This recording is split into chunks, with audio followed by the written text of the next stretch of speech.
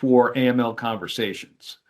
Sarah Beth, as everybody knows, is the author of the Dirty Money Weekly, and also a very long accomplished career AML professional. We really appreciate the opportunity to get her take on what's gone on in February. So we're going to look back a bit, maybe have some comments about the next month and what it might lead to. But Sarah, let me start with this.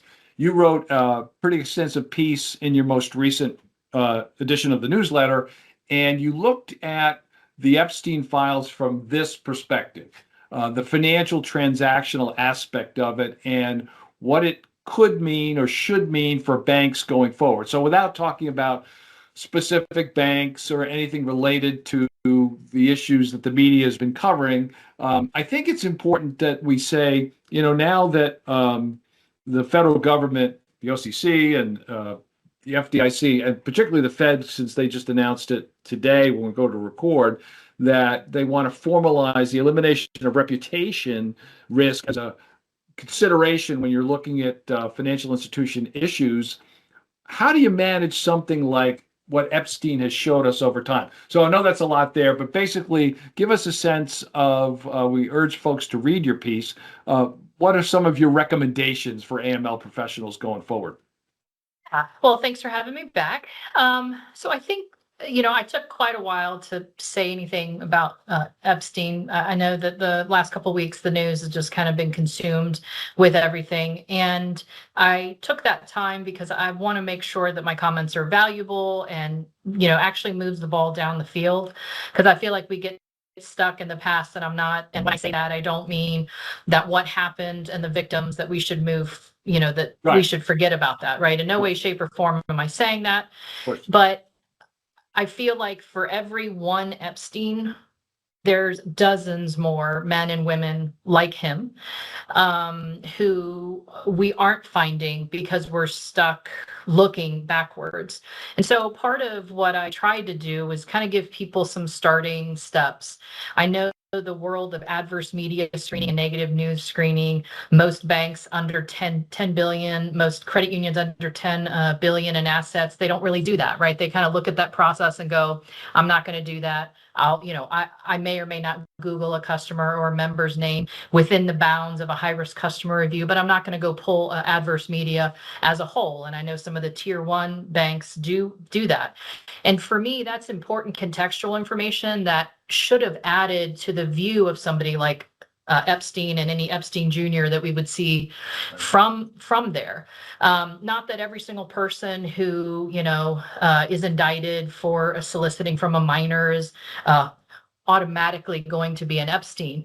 But given the other information, the funds flows that happened, the parties involved, the pop-up shell companies, the charities that magically appeared throughout the history of Epstein, I think, and I know happens in community banks and banks under 10 billion today. I see it with my own eyes, but they're missing that piece that pushes it over the edge. And that's that negative news piece.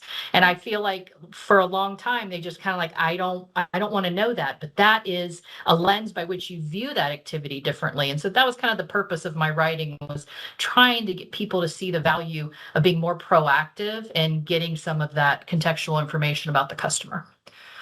What's interesting is with the lack of focus on reputation and the similar focus on suggesting, because I don't think it's true in my opinion, that the de-risking or debanking that's been accused by several in the administration was done for political or religious purposes. So given all of that, so there's obviously there's definitely some focus on what a bank decides.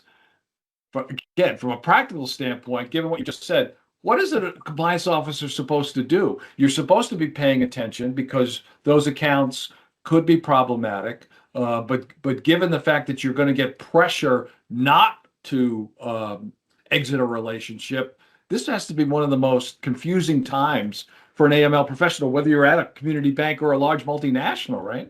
Yeah, no, I definitely would agree with that. It is confusing. And I think, I got several direct messages as well as some comments on my post talking about the debanking EO from bankers. So they are confused as well, right? You're damned if you do and you're damned if you don't.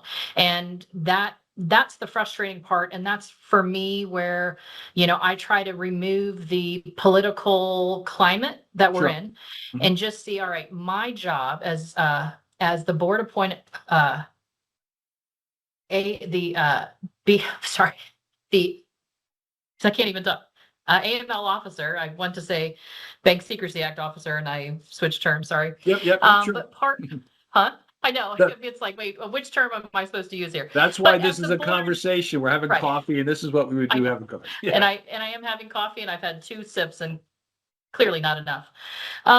So part of I think the role that we have to take is, all right, this is this is what is required of me, is to find suspicious activity, see it clearly, report it in a timely manner. Now the exiting part is really where that debanking EO makes it super muddy, right? And as far as exiting a relationship, I can't speak to that. There's so many different things that come to mind when you go to exit a relationship. But as far as our most immediate purpose, which is to find suspicious activity, report it in a timely manner to our law enforcement partners, that to me is the thing at hand. That's the next right thing to do.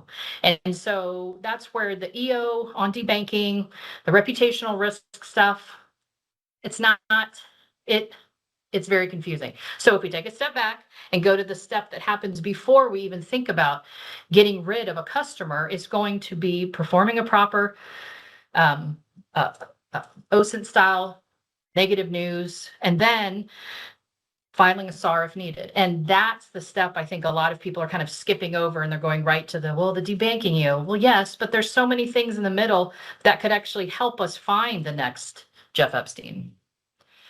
Let's shift gears a little bit. FinCEN issued they did 2 things. One, they did a week or so ago. I want to make sure we cover that, and that's provide what they call exceptive relief under the CDD rule.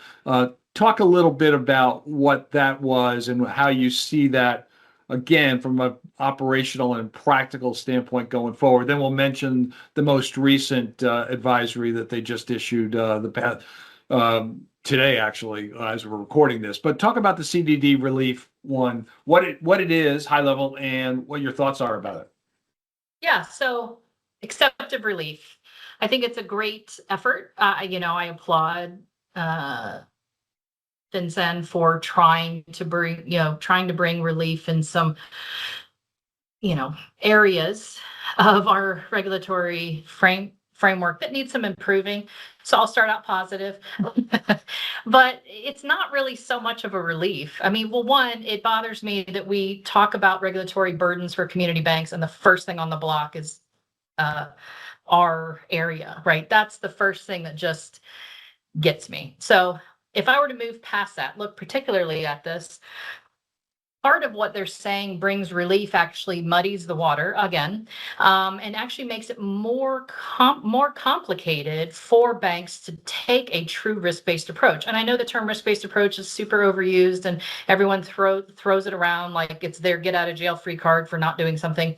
But a true risk-based approach starts with the threats and vulnerabilities type of assessment, right? Look at threats and look at vulnerabilities, then you move to your risks. Well, if you find in the process of looking at your financial institution that your threats and your vulnerabilities really require you to keep up to date on beneficial ownership changes, then they've actually made it harder for you to do so in this exceptive relief. And that's the frustrating part. Like, the longer I sat with that and tried to play it out in a day-to-day scenario, I see a lot of banks having to add another process, a new information gathering data thing that they're going to have to go put into place in order to actually take a true risk-based approach, which to me is a deterrent to taking a risk-based approach. Most financial institutions are now going to be like, well, I don't have to do anything regardless of what their risk state. So, to me, it's not really a relief if you truly want to deploy a risk-based approach. That all makes sense, and I'm not sure everybody appreciates that. I think you make a good point that FinCEN is attempting to reduce burden, but you have to think about all the context and adjacencies as you do that. Another one, as I mentioned, as we were recording today, FinCEN rescinded their advisory on what they're calling the abuse of citizenship by investment program that was sponsored by the Federation of St. Kitts and Nevis. Talk a bit about that, and again, what does it mean, big picture? So when this came up in my email this morning, my first thought was, timing on this is funny, because now, while I'm sure they had their own reasons, the optics, which perception is reality, the optics of this, it's not great. 11, 12 years ago, we published this document that they're now rescinding, and we said citizenship by investment, citizenship by investment. That's a mouthful. Buy your way in. That's right. Yeah. Is higher risk. Now, if you look at this particular one, and I do remember when this one came out, it was talking about people from Iran who were coming to St. Kitts and Nevis, and they were getting their golden passport, if you will. Now, what's interesting is that the dollar amounts, the dollar thresholds that a former person from Iran would have to invest into the islands mirrored what we've long considered in our EB-5 program that we've had for decades, and nobody ever talks about EB-5. So and EB-5 is what? That's a type of visa where now the old thresholds that we had were about the same as what St. Kitts was allowing. Now we've increased them. I think it's $1 million now. You have to buy you got to buy a business, a failing one, or an existing one in order to get an EB-5 visa. And then now I think it's up to 5 members of your family, right? So there's some similarities that we've had in our EB-5 program. Well, now under this current administration, we now have actual real golden passports being offered. So the optics of it to me mean that we're now stepping back from our long held statement, or approach rather, that citizenship by investment is higher risk, and now we're stepping back and saying actually it's not, because now we ourselves are offering that. And I just felt it didn't land the right way. Now, of course, if you look at the timing of things, I'm sure that the reason why they put this out, I would hope, if I'm giving them the benefit of the doubt, the reason why they put this out is because the passports issued have now run their course. They're no longer valid. Right. So that's probably their reason for it, but the optics of it, because we now offer a golden passport, doesn't look great. Yeah, and we talked about this before we recorded. It reminded me that we actually at RightSource did an episode of AML Conversations back in 2023, and this was April of 24. This is when FATF and OECD issued a joint report on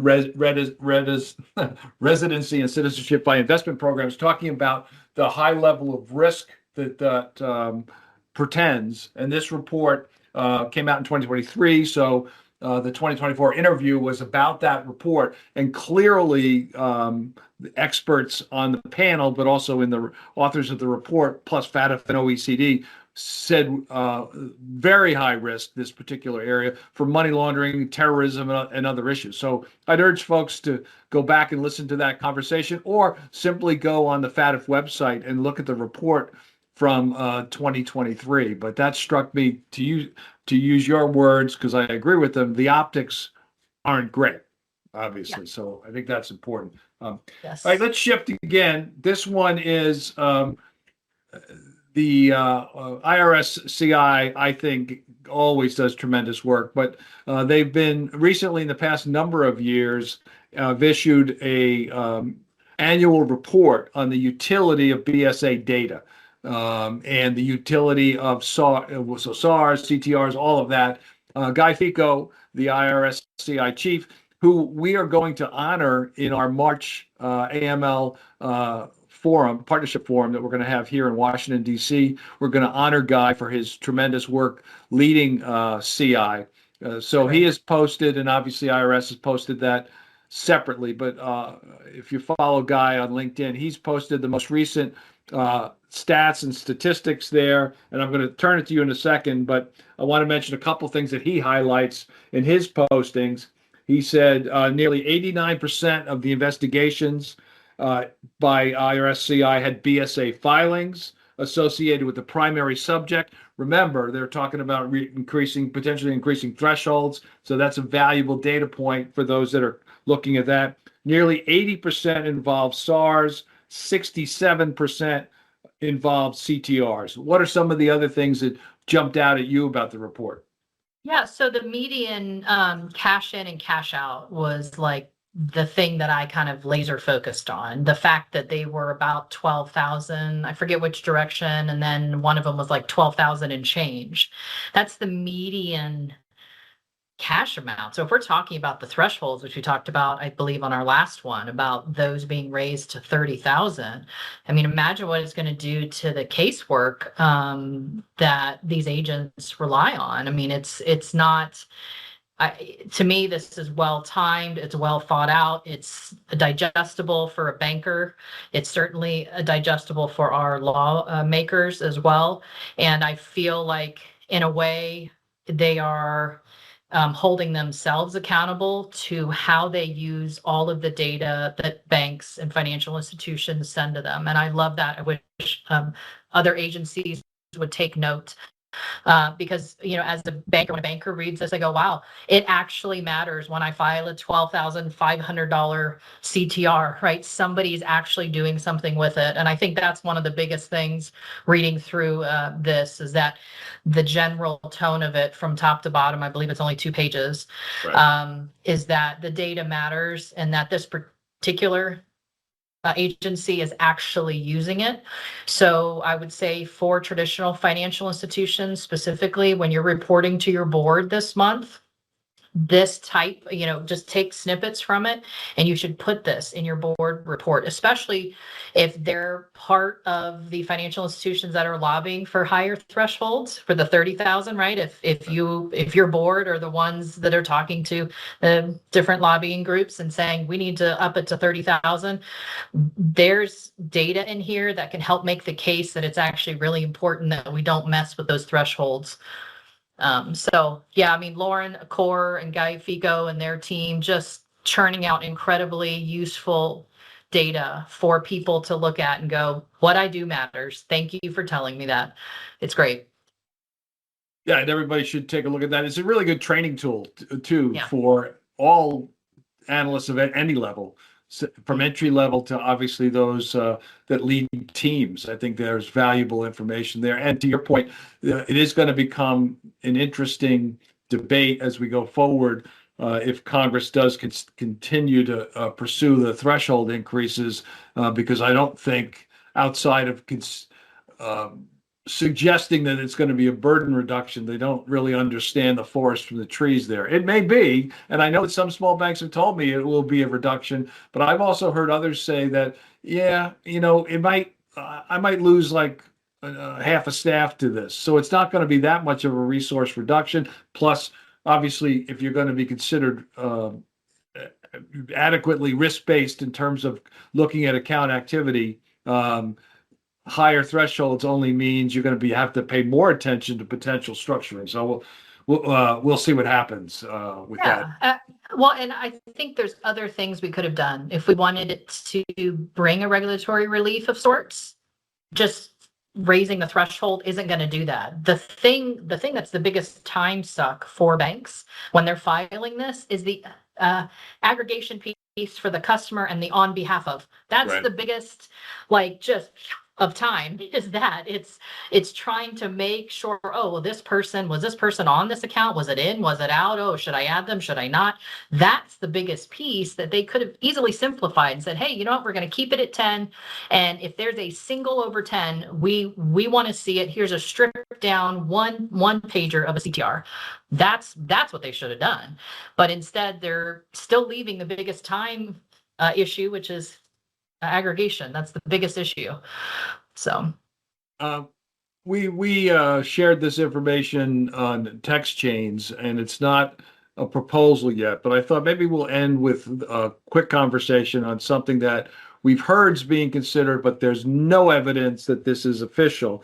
But I would be curious of our listeners' viewpoints on this, and that is what we have heard is there is the potential for a proposal or executive order, who knows in what fashion it's going to come out, that banks would be required to assess the citizenship status of their customers. Yeah.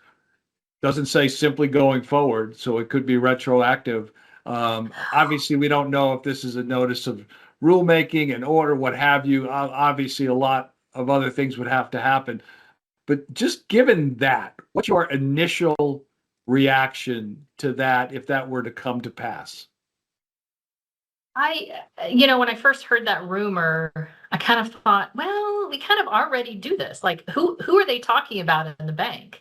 Or, who are they talking to in a bank? Because anyone who's opened up a new account for a non-US person knows that non-US person typically has some type of indicator, whether it's in the format of their TIN or if they don't have a TIN, that they might be a non-resident alien or a resident alien.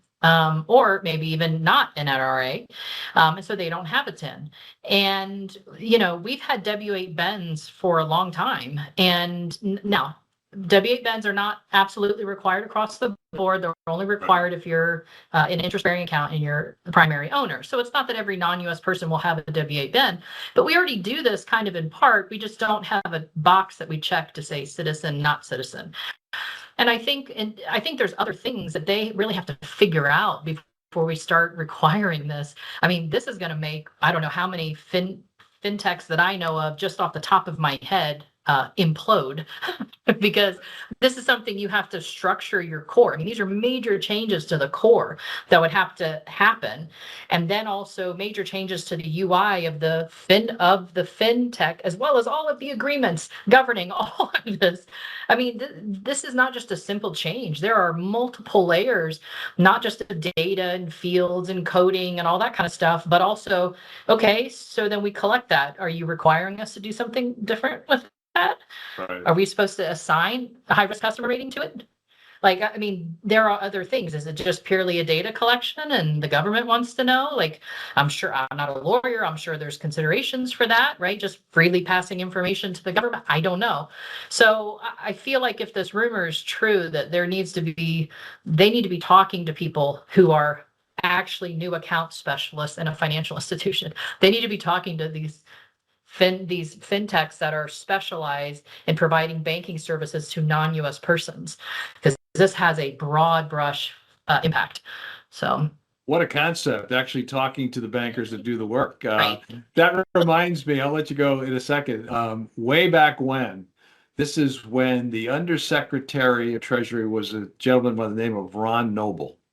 And Ron, when he took the job, one of the first things he said was, I got to figure out how all this works. And he actually spent a day in a teller cage in a bank to see how bankers handle things. In the banking industry, we're so happy to see. Now, you're not going to learn everything in one day, obviously, but the fact that, and it wasn't like they brought cameras in or whatever. He just called up one of the banks and said, hey, can I come take a look at how things work? And so I think that adjusted some of his policy thinking. And, I think that's something, I remember that, and that's probably 30 plus years ago that happened. So I know that those sort of things can be done. But anyway.